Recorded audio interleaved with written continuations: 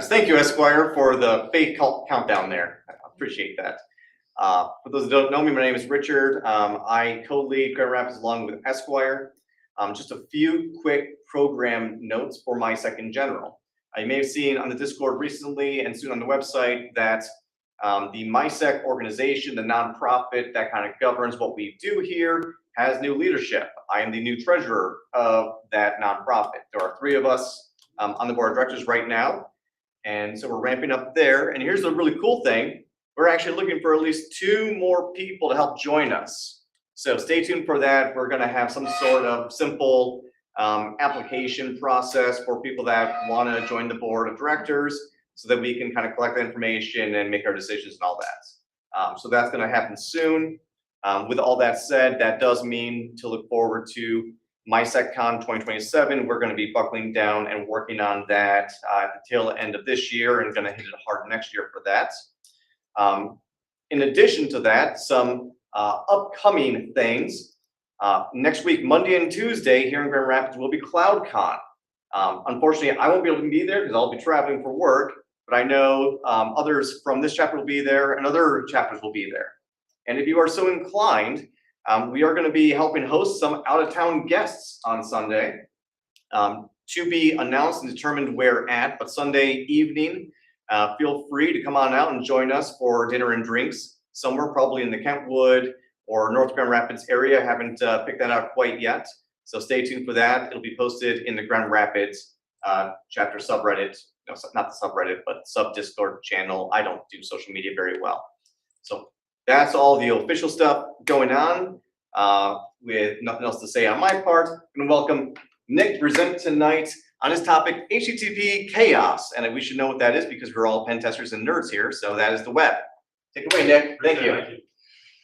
Good afternoon, I'm Nick. I'm going to talk about HTTP chaos, abusing the protocol that runs the web. So specifically, I'm going to be covering the HTTP protocol, modern web applications and the whatnot. We're going to be covering HTTP request smuggling, HTTP desync attacks, HTTP2 downgrade attacks to leak internal headers, and then some fun stuff with abusing custom headers, specifically X correlation ID stuff. So to start off, I'm Nick Verhelli. I'm a penetration tester. I do a lot of work with network, cloud, AI, and web.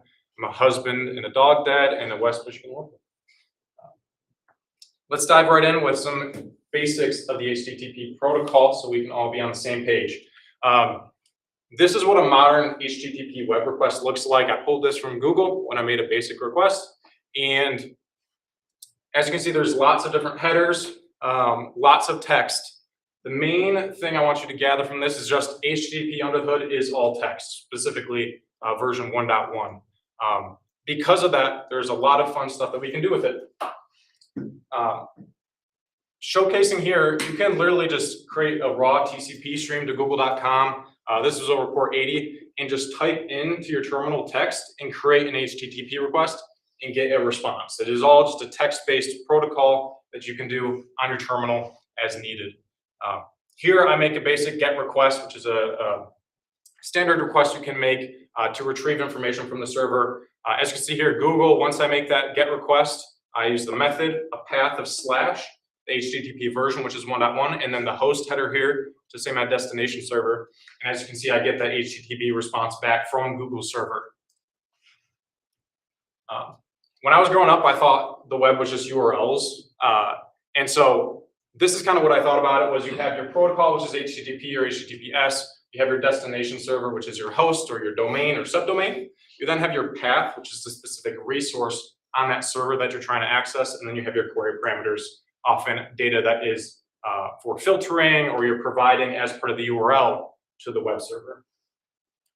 I don't really want to think about that for this presentation. I want to think about it in this format. This is the format that shows all the specific data within HTTP requests. You have your request line, which is the first line of your HTTP request. It contains stuff like your method, your path, and your protocol version. Then you have your headers section, which contains both critical and non-critical headers. So one example is the host header is required to be able to reach your destination server. That's a critical header, I would say. Less critical or metadata related header would be like accept language or your user agent, which is not required for that request to go to the server and get a valid response. After the header section, you have an empty line, and then you get your body section, which is usually related for post requests or put requests, where you're actually sending data to the web server. Whether or not other requests may or may not have bodies is really dependent on whether the server allows it. Sometimes you can still use bodies within requests like GET requests, which usually you wouldn't expect to have a body within that request. At the most basic level, this is kind of that request, but I removed all the non-critical headers, so it was just my request line and the host header. The thing I want to call out here is these new line sequences. So you have a carriage return and a new line character after every line until you get to the end of the header section. So the end of the header section is delineated by 2 new line sequences. When I say 2 new line sequences, I mean a carriage return and a new line character as being one sequence in itself. And then after this host header, you have 2 new line sequences. These are important because they essentially delineate where the request ends for a GET request. And then just real quick, the anatomy of an HTTP response. You have your same type of like response line, kind of like your request line. You have your version, and then you have your status code and message. So was it a 200 okay? Did it go through properly? Was it a 300 101 where you're getting, or a 301 where you're getting redirected, 400 like you made a bad request, and so on. At this point, you also within the body of the response is all the HTML, CSS, and JavaScript that's supplied to that client and potentially executed. Like if it is a browser, the browser is going to execute the body of that response, and that's how you get your nice little web page. So when it comes to hacking, a lot of people like to focus on the query parameters within the path or right after the path, or the actual body within those post requests or put requests or whatnot. For this, we're going to be talking about the actual structure of the HTTP protocol and how it is inherently vulnerable with version 1.1. And we're also going to be covering like custom headers and stuff we can do with those. Like I kind of highlighted there, headers are really metadata apart from the host header, which provide different context about the message, often used for tracking purposes and the like. There are 2 headers that I want to focus on, the content length and transfer encoding. These are very important for HTTP request smuggling attacks. So conceptually, let's talk about what the server sees, specifically the server's buffer. Here we have 2 GET requests on the server's buffer, and it is delineated through those 2 new line sequences between the first request and the last request. So as you can see here, specifically where this arrow is pointing is the spot in which the server is going to say, okay, that first request ended and the next one began. You have this GET method, your slash, your protocol version, your host header, 2 new line sequences, and the server's like, all right, that's the entire request. I'll generate a response for that request, and then I'll go on to the next request on the buffer and start parsing those as well. So this, after it reads through those 2 new line sequences, it then sees get/admin and then generates a response for that. Pretty easy to tell for the server where that GET request ends because you're just parsing for new line characters, for new line sequences. However, for post requests, like I'd shown before, you have an entire header section, you have 2 new line sequences, but then you have a section of body or data. And so you don't want to just parse based off of new line sequences for a post request, or you will never get that body of data sent. So there has to be another way to define the length, which is where we come in with these content length and transfer encoding headers. So they both serve the same purpose, content length and transfer encoding. They're just different ways of going about defining the length of the body of an HTTP request. So on the left side, we have content length in our post request. And as you can see here, it has a value of 28 bytes. This is a decimal value, 28 bytes, which defines, hey, the body is going to be 28 bytes. Specifically, all the way from the U to the 4 is going to be our body, and then the request ends after the 4, and that is 28 bytes in length. Then we get into transfer encoding chunked. So transfer encoding, your value for the header says chunked, which means that the body of data is going to be in chunks of data. The format looks like this, where the first character or the line of a chunk defines the length in hexadecimal. So for example, this is an E, so it's going to be 14 bytes of data. So then you have username is equal to admin, and that's your 14 bytes. And then after that, the next line after your data is going to be whether you have additional chunks coming along within the body of the request, or it's just going to end. If it's a 0, that means there's no more chunks, and the request ends after that 0, specifically the 0 and then 2 new line sequences. So once again, if we conceptualize this to the server's buffer, this is the same buffer just shown with different highlighting. So the first one is just the 2 requests on the buffer. We swap from a GET request to a POST request. The first one is in orange, and then the second one is that get/admin. If we hop down to the yellow highlighting, we see that content length is 28 bytes. Then you have after the header section, those two new line characters, new line sequences. Then you have your data of username is equal to admin and password is equal to 1, 2, 3, 4. And right after that 4 is the next request. Like there's no other delineation between the first request to the second request besides something that the user controls, which is content length is 28. So that's the inherent issue with version 1.1 is that the length of the body is controllable by the user. And because of that, it's inherently buggable. That's where we get into proxies, request smuggling, and parser discrepancies. So to just a baseline here, a proxy is this intermediary server between a client, whoever is making the request, and the destination server, whoever is has the content that they're asking for, and which is going to generate the response. So here we have client, which makes a request to server A, our proxy. Server A does its usual thing, whether that is for tracking purposes, logging, access control, different reasons why you might have a proxy in front of your web application. The proxy then takes that request, does its thing, and then forwards that to the backend server. The backend server takes that request, parses it, generates a response for it, and sends it back through the proxy to the client. Now, the issue comes in when we have a proxy in the middle or multiple proxies, and the proxy and the destination server disagree on how we want to go about processing the length of the body.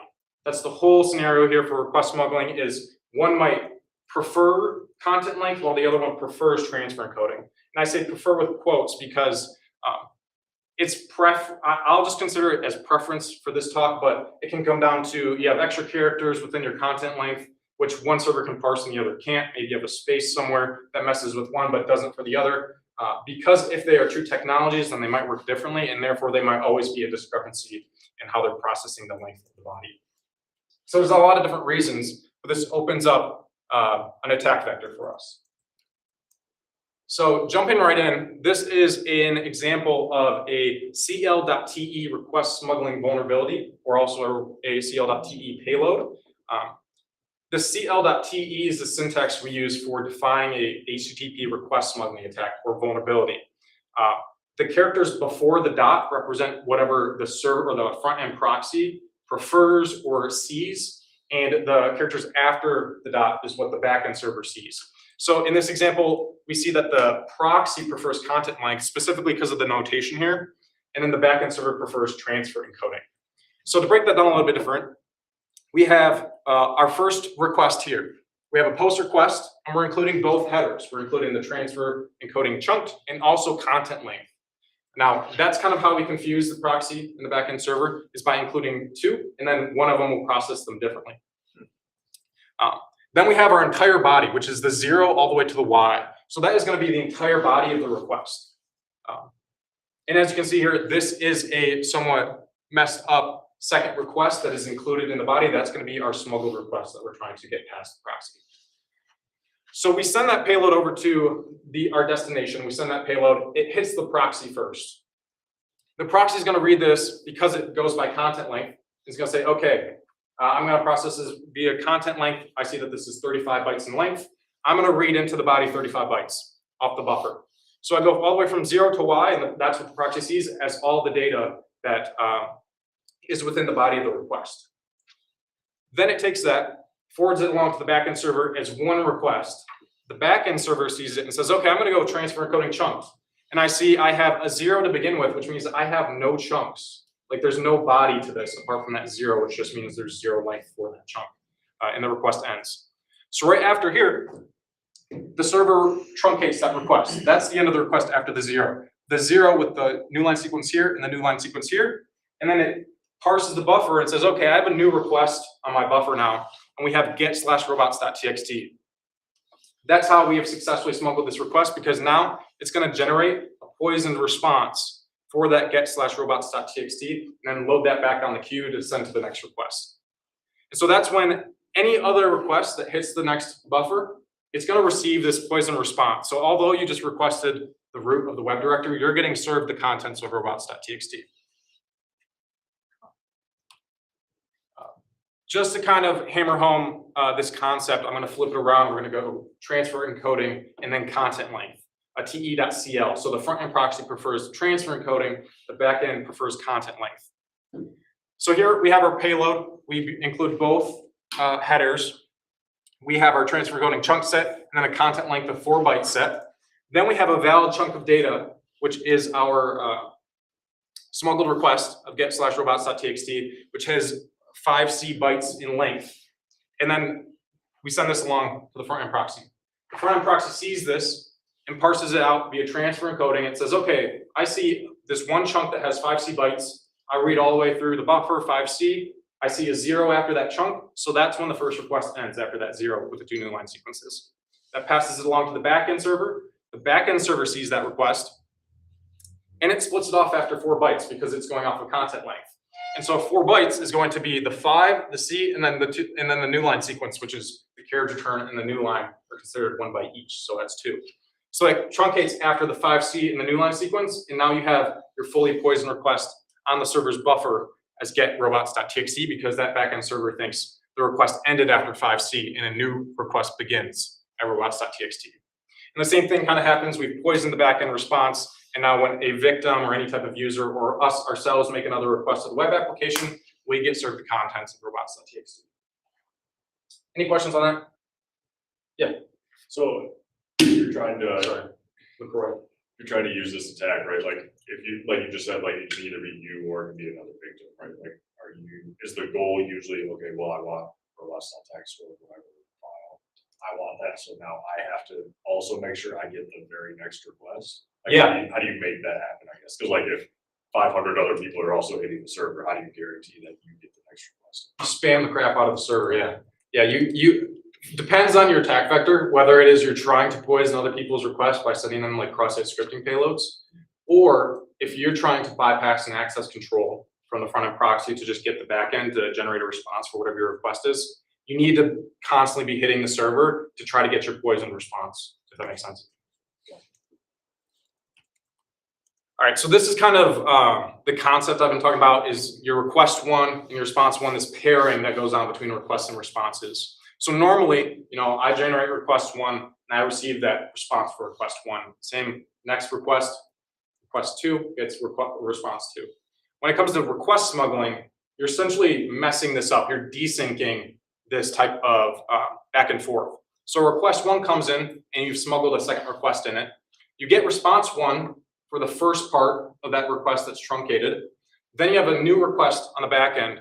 And so that gets its own response as well, this extra response here, response 2.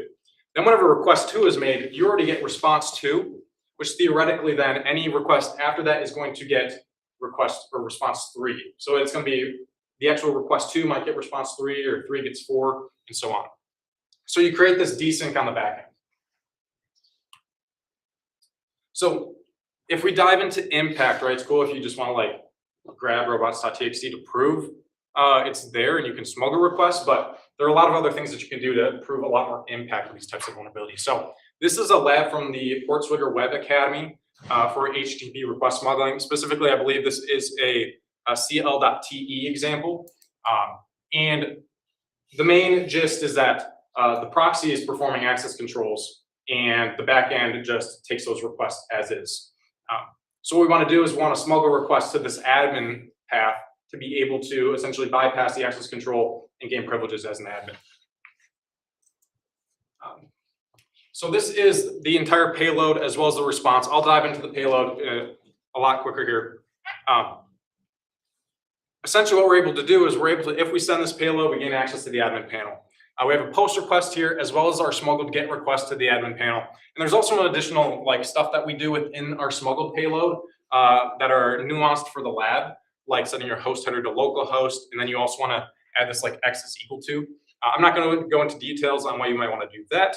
But overall, if we dive into the actual payload itself, we're including both headers, content length and transfer encoding chunked. We have our content length set at 116 bytes and our transfer encoding set to truncate right at the beginning. So it's essentially, if you're reading by transfer encoding, there is no body. Then 116 bytes through, goes all the way from the 0 through to these new line sequences at the end after the x is equal to.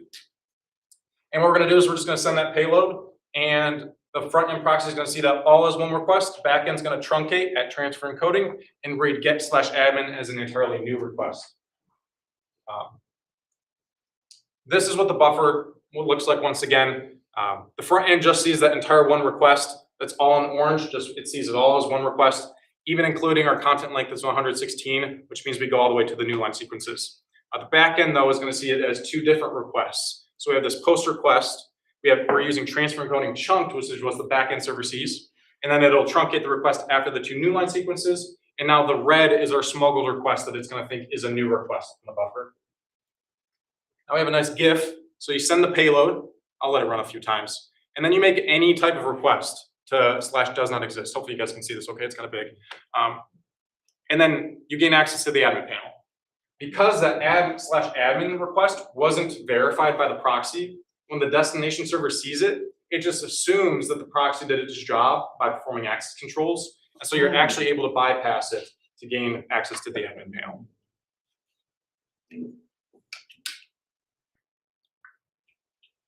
So, just for my own clarity here, you're setting a request, you're smuggling an extra request in there, and it really doesn't matter what that extra request is. And then the next request after that is your request to the admin panel. The proxy then looks at the first request, gives a response, looks at the smuggled request, and gives a response that it should have given to the admin panel, and then doesn't give a response to the admin panel, actual admin panel. So the proxy sees it all as one request. So then it sends it along to the backend. The backend sees it as two requests. So before that final request, like the does not exist comes in after we've already poisoned the backend. When we're making this does not exist request, we're just trying to get the response for what we smuggled across. So we make one request that turns into two on the backend. The server generates a response for the first one, the post request. Then it also generates a response for the /admin request. And then we make our does not exist request to access the response of the smuggled request. Right? Does that make sense? Yes. Yep. Thank you. Yep. All right. It's super fun, but is largely mitigated by modern web application firewalls or WAFs. And this is because for the most part, you can just regex the heck out of HTTP requests to find ones that have multiple length headers. So whether that is a multiple, or you have a content length in transfer encoding, you can do regex on capitalization, whether there's white space here or there, to identify requests that have multiple length headers because it's just not normal. Like normally a request will only have one or the other, not both. And so it's hard to find, but not necessarily not there because you're really just patching the symptoms of the vulnerability, not the vulnerability itself. So it was downer for a little bit, but just last year in 2025, James Kettle, he's like the principal security researcher at Portswigger, releases research called HTTP 1.1 must die, the desync endgame. And basically describes this as a cat and mouse that will never end when it comes to HTTP request smuggling. Because people find new techniques to bypass the regex or the logic that parses these smuggled requests. And so then we bypass the logic, but then the WAFs just patch that bypass. And so it's a back and forth, solving the symptoms, but not fixing the underlying vulnerability. Until he comes around and says, hey, we don't even need to send two headers anymore now. He's discovered a new way of smuggling requests, or specifically smuggling headers, to which now we don't have to supply multiple length headers when we make these types of attacks. This is where we get into parser discrepancy detection. So here we have a request column and a response column, 4 different requests that we want to make to be able to identify a parser discrepancy. We make this host header, or we make a normal request and we set the host header to a valid host header name, but an invalid value like bulldog, which is not going to resolve anything. We get a 400 bad request and we see that the server that responded is an Apache server. We're like, okay, cool. We then we make our second request, swap the H for an X, so we're essentially breaking the host header, send it along, and the proxy doesn't know where to send that because there's no destination server defined within that request. And so we get a 200 OK or whatever, doesn't necessarily matter, but we see that there's no server header. So we're really just establishing this baseline request of like, what's a request that just doesn't work in general. Then what we do is we add a white space in front of the host header. And we see that we once again get this 400 bad requests, but we actually did hit a different server. We've generated a response from something other than the Apache server. We actually got a response generated from a Microsoft IaaS server. So now we are essentially, by adding a leading white space, we have this feeling that we can change the destination or smuggle this host header and receive a different response from different servers. Just by adding this leading white space in front of the header. And then once again, we just establish our baseline by adding a leading space and renaming host to X host. Why wouldn't the web server just reject that obviously invalid header?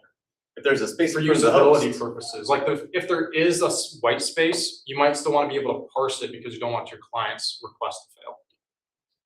That's my, at least, assumption. There's other different reasons, maybe for a parser, they're going to strip out white space on one of them and the other one might not strip out white space, but it still might like process it successfully. Do you think it's also potentially based off the code, the language used for 100%, yeah. for the server? Yeah, like PHP might do it one way, but you know, .NET does a different way. That's crazy. All right, this is where we get back to our request smuggling.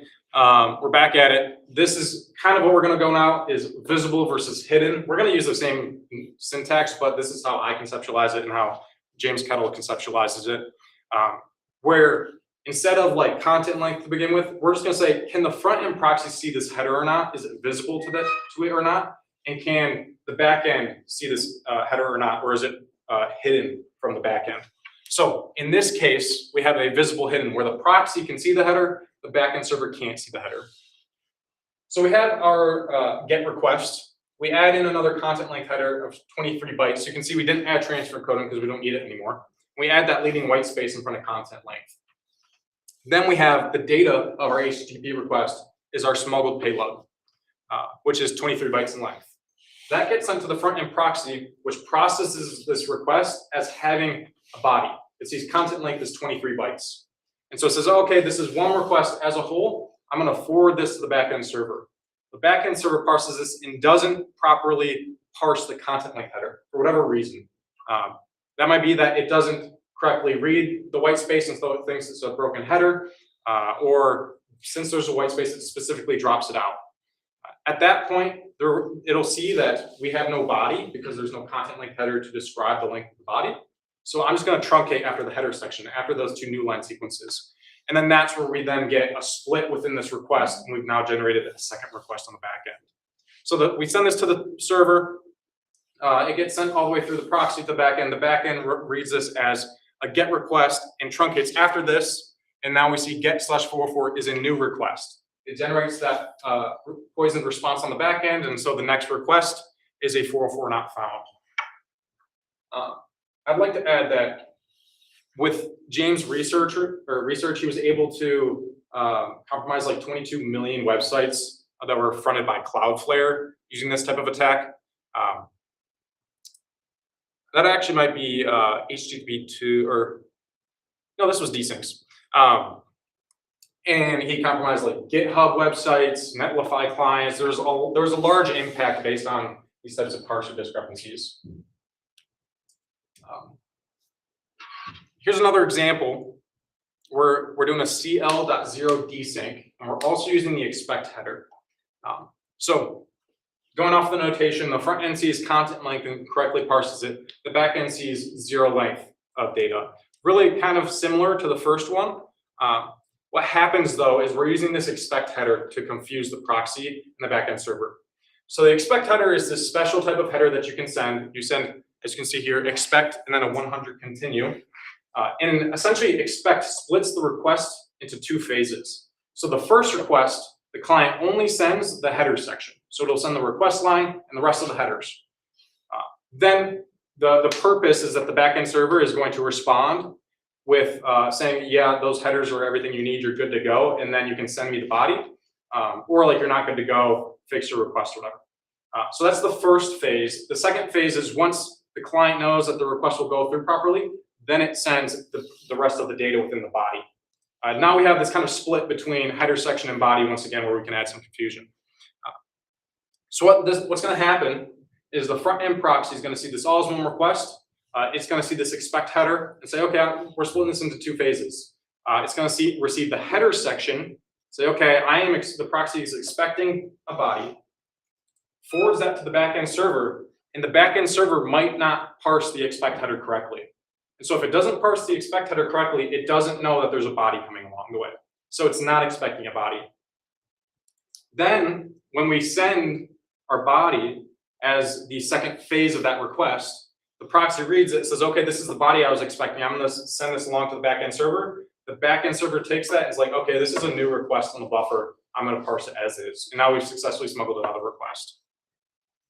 Here, James was able to show that you can do account takeovers by stealing people's JWT tokens or JWTs.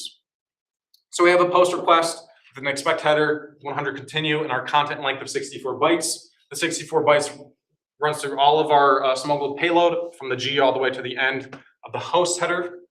We send it along to the front end proxy. The proxy reads the header section, know there's a body coming, sends that request along to the back end. Then when it sends the body in the second phase, the proxy sees that, sends the body as well, expecting it or knowing that it is just one request. The backend server already parsed this request and generated a response for it without parsing it with the data. So then we have generated this 200 OK on the back end. Then the server will, a 404 not found is the response for this post request here. And then it'll generate the response for the letter picker wheel, which is now poisoned on the response queue.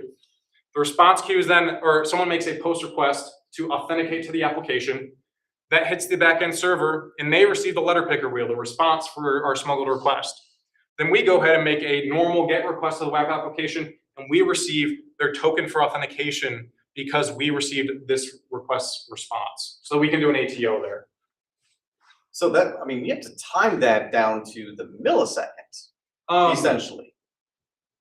To catch someone authenticating, you have to send the request right before they do that. They try to authenticate, you Right. accept that last one. I think the strategy is you just poison a ton of different requests and then are also making a ton of different requests to the website as well.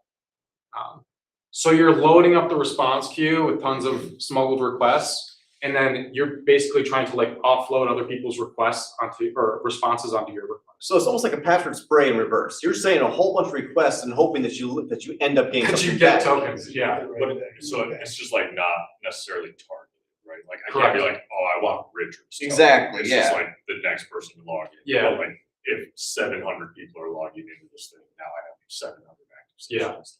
That's my understanding. I don't know if you can specifically target people with this type of thing.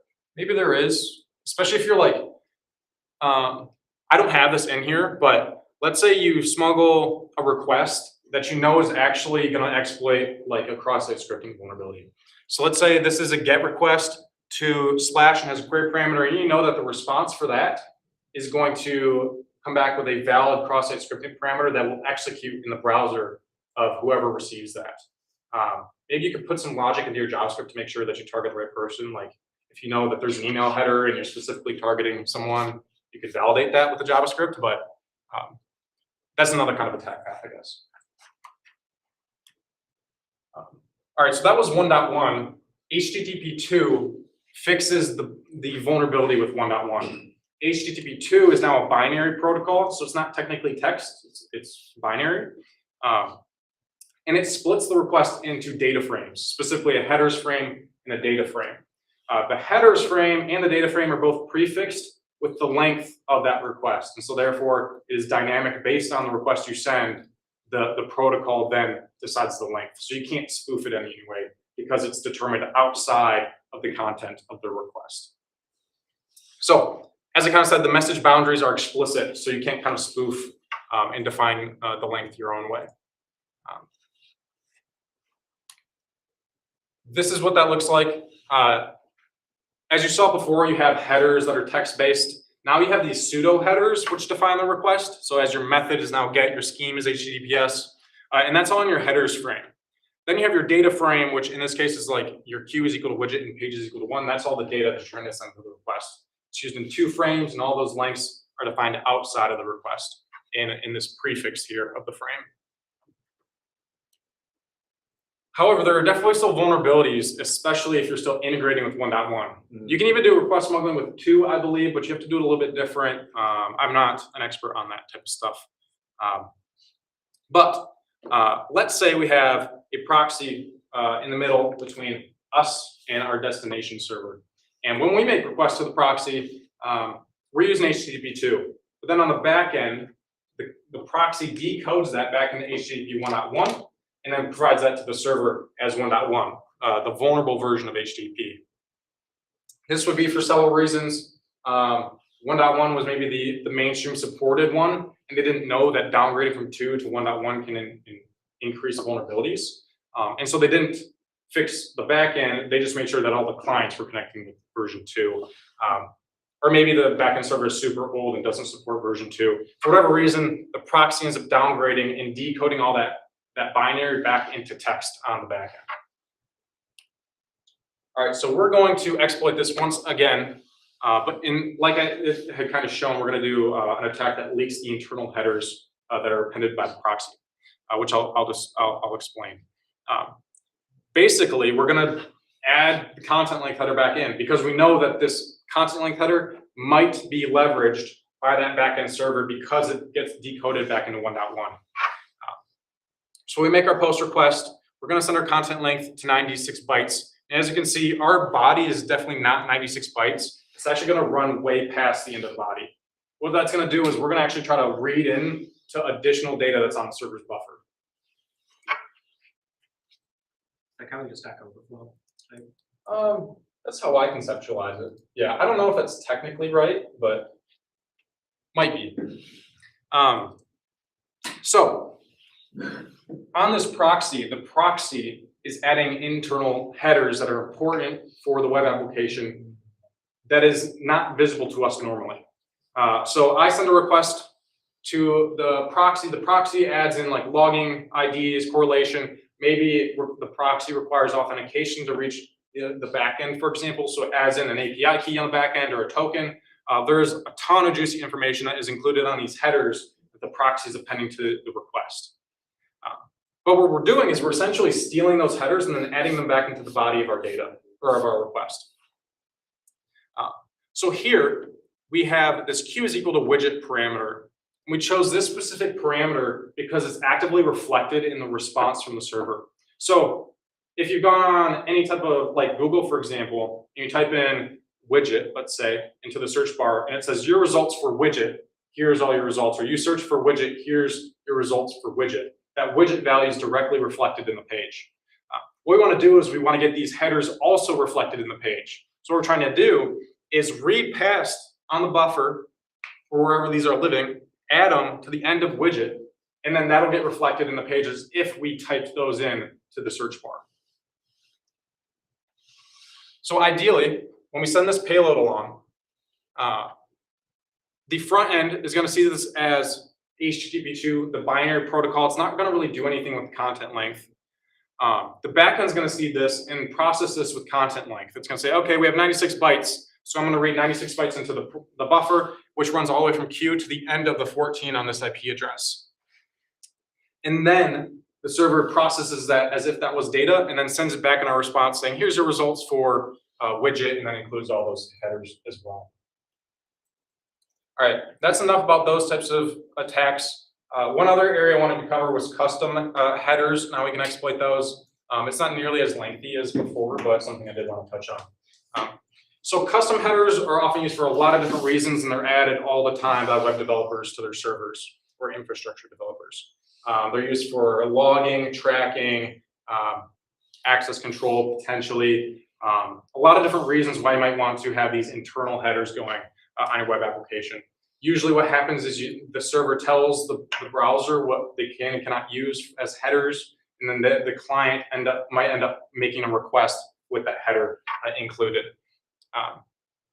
It really does just provide another area that we might be able to inject data into, but people often don't think about that because that's not really the data, the body of the response or query parameter. So that's where we get, a lot of times they look like X correlation ID or X tracking ID or X something. They're usually prefixed with an X, and a lot of times they might also end with an ID, especially if it's used for like a logging pipeline. The idea is that these also end up in different applications than just the web application you're testing. So while you might send a request with X tracking ID and it has a GUID value, that GUID value might actually end up in a logging dashboard that is completely separate from the actual application, or it might end up in a different logging pipeline somewhere else. So this is X correlation injection, which was popularized by Franz Rosen. He found some crazy vulnerabilities because no one was looking at these random headers that people were adding to their web applications. This was just recently, or maybe like end of last year. His kind of methodology is you go about finding these, or maybe one of his parts of his methodology is go about finding these access control allow headers, this header up here, and that includes a listing of all these potential headers that you might be able to use with this web application. Specifically, he found that the service transaction ID was vulnerable. You can also see, and something that's good to see, is that you might get a response that also includes that header, so you know it's actively being used. And in here, you can see that the service transaction ID header had a value that was a GUID value, often used for correlation of your different requests that are being made to the web application. So I vibe coded up this vulnerable application called Bulldog Vacuums, and we're going to exploit it using the same type of attack. So we make a general GET request. By the way, this is all Burp Suite. I forgot to mention that. Burp Suite is this common proxying tool for web requests that you essentially hook up to your browser, and it can essentially take all the requests that your browser is making and track that, so then you can see it all. But then you can also modify requests and do these types of requests or attacks within Burp Suite as well. So we make a normal GET request to the website. We get our response, and we see that we have access control allow header, which also defines this X Bulldog ID correlation header. We then also see that it's actually using it, and it supplies a valid GUID, and it's using it for correlation purposes for requests. What we do is we then add that to our HTTP request, and we change the value. We change the value to something random that we know is not going to be a valid GUID within the application, like Bulldog Hacks 123. And we see that when we send that, that gets accurately reflected back in the page. So we know that one, there's no validation. So there's nothing on the back end that is validating that, hey, this is a GUID. And then we also know that there might be some vulnerabilities here, not even related to X correlation injection, but can you potentially add a carriage return to line feed or a new line into this header and then have it parsed as a completely new header in the response. So header injection, are we adding a completely new header? That's one type of way you can go about doing this. Franz found that you could literally just throw in payloads into these types of headers and do lots of fun stuff with them and identify a lot of vulnerabilities, not only within the application you're testing, but within the scope of applications that support that web application testing. So in this case, we do OS command injection, which is pretty simple, a little bit silly, I would say, of just adding ampersands after the value and then a who am I command, and the server parses that as an actual command injection, and now you successfully run who am I on my desktop. But this was something Franz found. He literally threw OS command injection payloads into these ID headers and was able to execute commands. He also found log4j vulnerabilities, SQL injection. He found path traversal. So by throwing in path traversal characters, it actually was appending to the backend into paths of different requests. Like if that proxy is making API requests on the backend, that GUID value originally would be appended into the path. And then that's how it would find the resource for the API, that destination. But you could literally, by throwing in path traversal characters into the header, you could do the same and traverse on that API and essentially go wherever you wanted on the server. So I covered a lot. HTTP awesome. protocol structure, how it works 1.1, 1.2. 1.1 is all text, 2 is binary. Talk about request smuggling attacks and parser discrepancies like content length and transfer coding, or transfer coding content length. We have the visible to the front end, but hidden from the back end, and how that causes a desync in general. We talked about the downgrades from HTTP 2 to 1.1, so how we can leak internal headers, and then the X correlation ID injection. Essentially, web developers are throwing all these random values into web applications that aren't being validated or sanitized. So overall, final conclusion is HTTP 1.1 must die. Thank you. So is that the solution? Kill HTTP 1.1, or is there like other stuff that we should be considering on the server side, client side, like? WAFs are great. I would, if I ever deployed anything on the internet, I'd throw a WAF in front of it for many different reasons. But that's a good solution. At the end of the day, though, it is just patching this underlying vulnerability that 1.1 has. So if, let's say, everyone stopped using 1.1, couldn't do these styles of attacks I described because you can't downgrade back to 1.1, you can't provide two headers, you can't confuse anything if they're parsing these headers differently. At the end of the day, 1.1 being gone solves a lot of the issues. Obviously not related to the X correlation injection.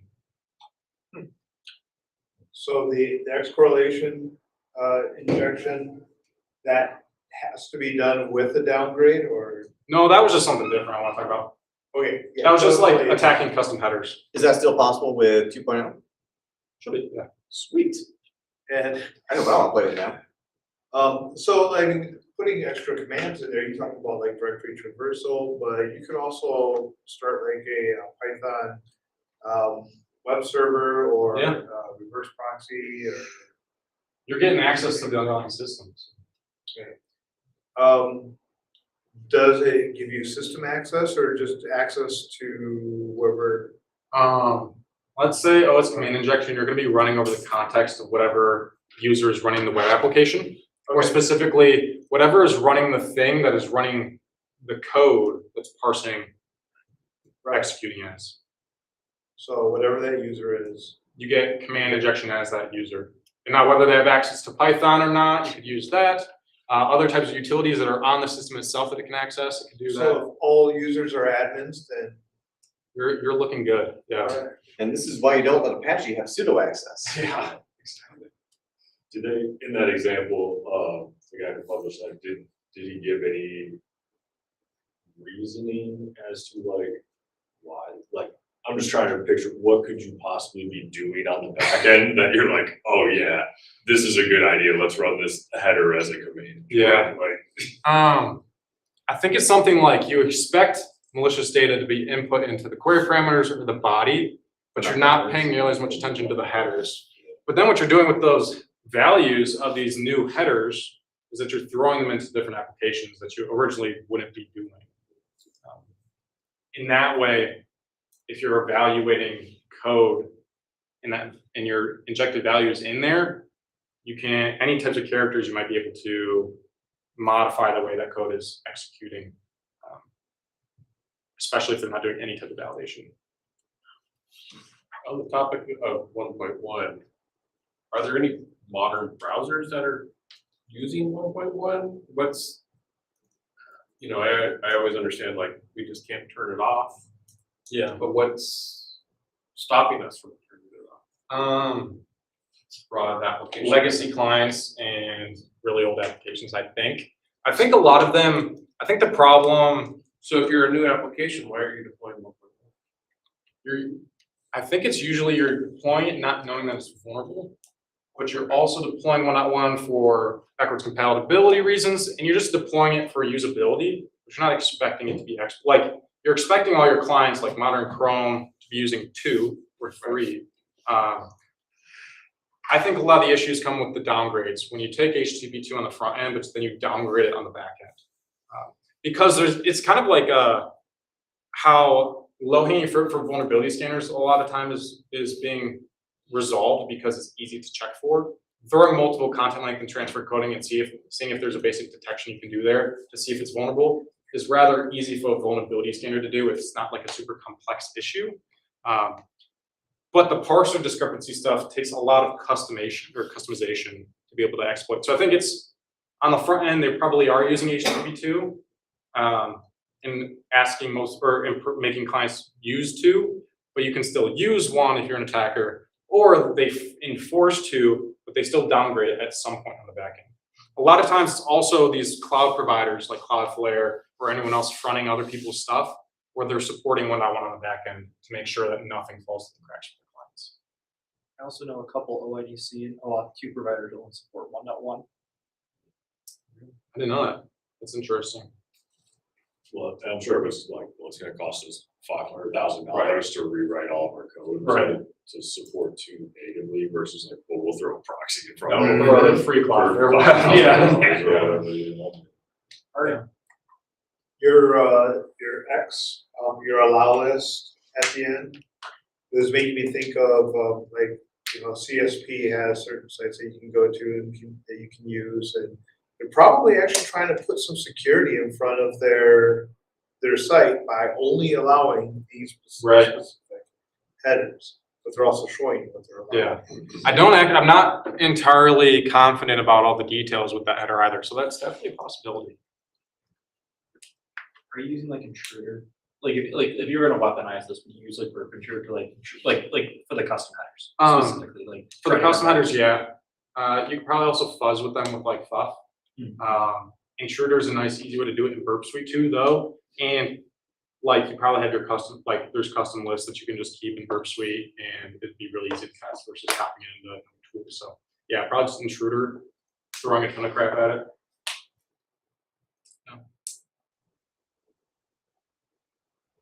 All right, thank you. Well done. Thank you.